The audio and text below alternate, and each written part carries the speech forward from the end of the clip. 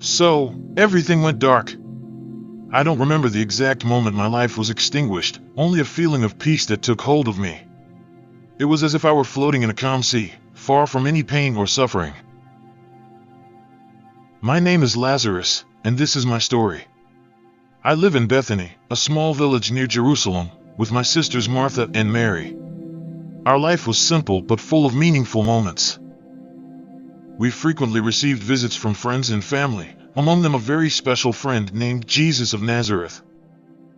Everything changed on a day that began like any other. I felt a bit tired, but didn't think much of it. However, as the day progressed, the exhaustion turned into something more serious.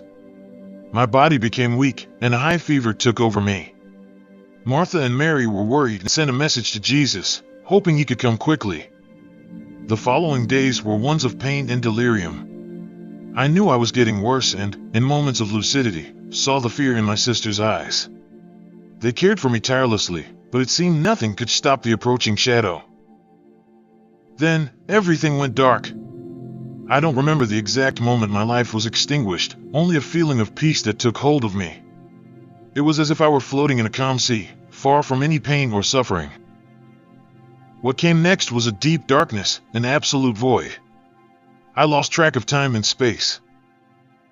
Until suddenly, a powerful and familiar voice pierced through this darkness. "Lazarus, come out." My eyes opened, and I saw an intense light.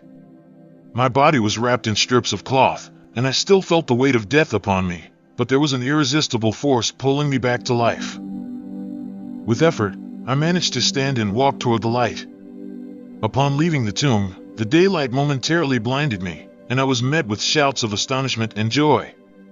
Jesus was there, with a serene smile and eyes full of compassion. My sisters, crying and laughing at the same time, ran to embrace me. There were many people around, all witnessing the miracle. I was confused, but one thing was clear: I was alive. In the days that followed, our house was flooded with visitors who wanted to see me and hear my story. Some came out of curiosity, others out of faith. I was still processing what had happened. Life seemed different to me, more precious and fragile.